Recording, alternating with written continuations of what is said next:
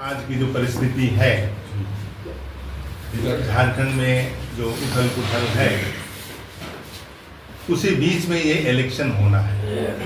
लेकिन जैसा कि आप लोगों को पता है, पूरे देश को पता है कि हमने लोकसभा का इलेक्शन इंडिया गठबंधन के तहत सारी गठबंधन टीम एक होकर के लड़ी और उसका परिणाम हमने देखा, देश ने देखा, आपने देखा कि हमने बीजेपी को बैकफुट पर डाल दिया।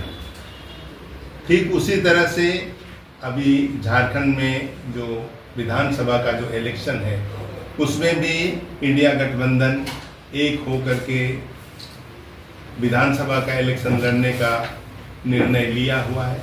लेकिन ये पिछले एक सप्ताह से पूरे झारखंड में राजनीतिक उथल पुथल जो हुई, जैसा कि आपने देखा जेएमएम में, कांग्रेस में और अन्य घटक दल भी अपने अपने पार्टी में, कुछ पार्टी के लोग इधर उधर जा रहे हैं।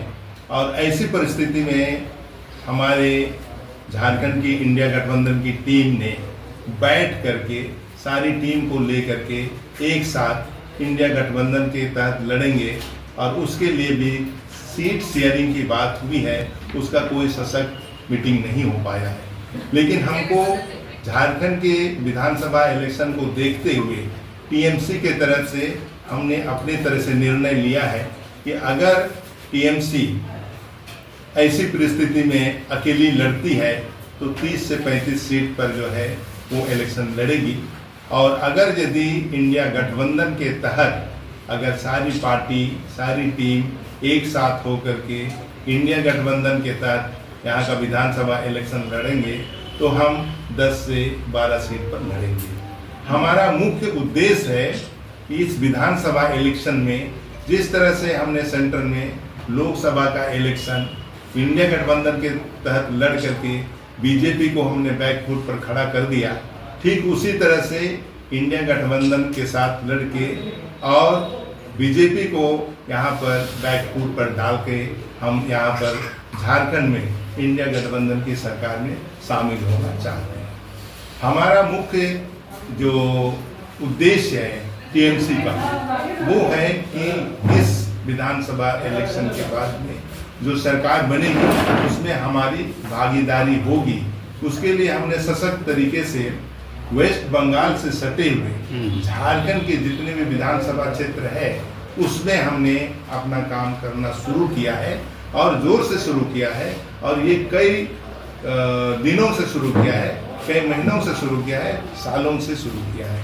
लेकिन हम जो देखते हैं, जब घूम करके ने देखा तो झारखंड में हमारे लोग जो बॉर्डर में है, वेस्ट बंगाल के बॉर्डर में है, वो भले ही झारखंड में अपना जीवन जी रहे हैं लेकिन सारा का सारा जो लाभ है वो वेस्ट बंगाल से ले रहे हैं।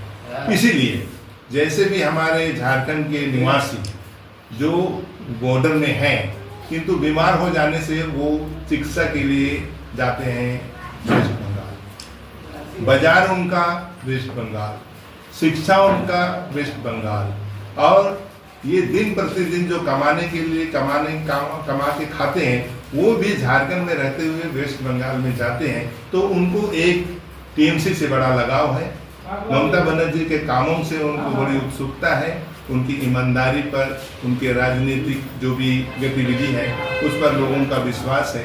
इसलिए हम झारखंड के उस क्षेत्र में ज़्यादा काम कर रहे हैं जहाँ पर जो है वेस्ट बंगाल है।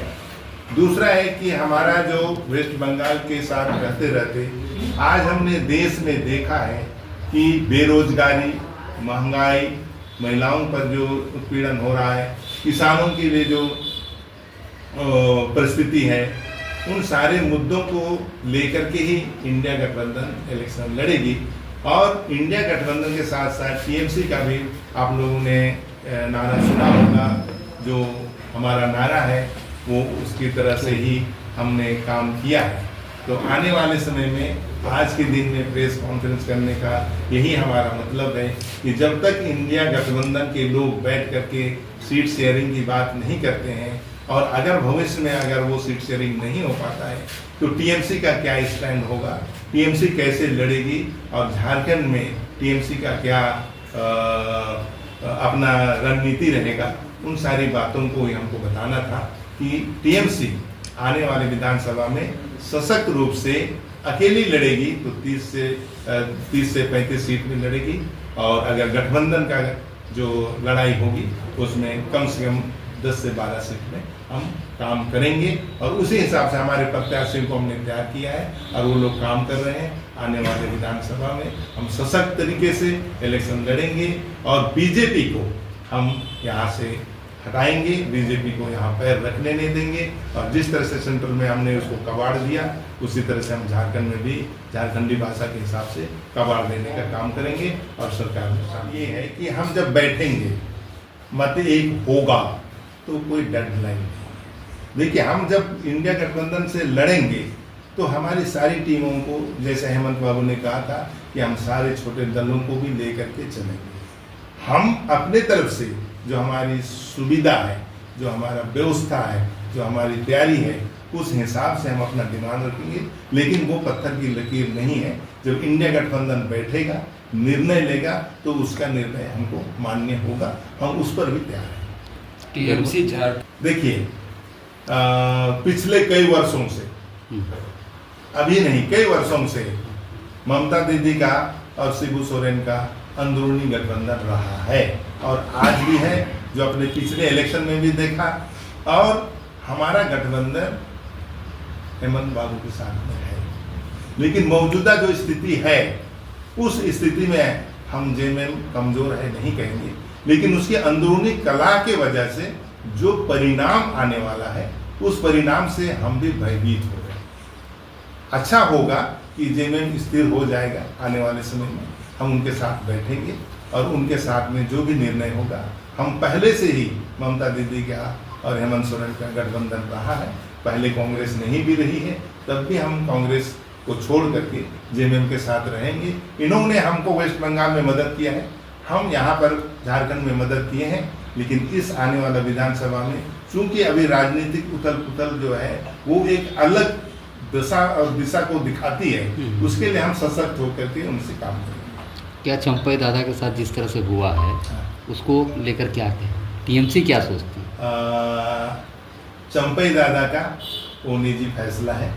वो एक ऐसे स्तंभ की तरह है, राजनीति में एक बहुत बड़े ओहदे को रखते हैं और उनका निर्णय सर्वमान्य है उनके लिए।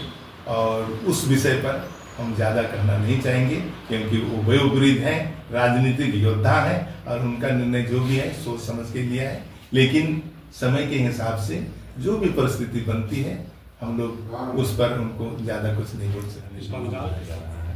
क्या कहेंगे इस पर? और यहाँ पर भी विरोध हो रहा है उसका। एकदम ये बिल्कुल ही सही बात है कि जो भी वहाँ पर जो घटना घटी है वो गलत है, उसकी हम भी जो है सराहना नहीं करेंगे। और वो परिस्थिति जो बनी है, उस परिस्थिति में जो भी व्यक्ति दोषी है उसको ममता सरकार भी बोल रही है, हम भी बोल रहे हैं, उसको सजा होना चाहिए। लेकिन उस कांड के आड़े में अगर सेंट्रल गवर्नमेंट ममता बनर्जी की सरकार को अगर हिलाने का डुलाने के उद्देश्य से अगर कर रही है तो ये बिल्कुल गलत है। क्योंकि आप अगर देखेंगे तो इससे पहले बहुत बड़ा कांड मणिपुर में हुआ है। मणिपुर के कभी नहीं देखा, मणिपुर कभी नहीं देखा, सरकार कभी नहीं देखा। मणिपुर के विषय में ना तो केंद्र सरकार ने अपनी आंखें खोली, ना राष्ट्रपति ने एक शब्द बोला। और आज पिछले दिनों में जो राष्ट्रपति का जो बयान है वह ऐसा बिल्कुल नहीं लगता है कि ये एक साधारण घटना को जिस तरह से हवा दिया जा रहा है वो हवा है, बल्कि ये रिवेंज की जो है दृष्टि से हो रहा है। क्योंकि ममता बनर्जी ने विधानसभा इलेक्शन में बीजेपी का पैर उखाड़ दिया, लोकसभा का इलेक्शन में बीजेपी को उन्होंने पैर रखने नहीं दिया।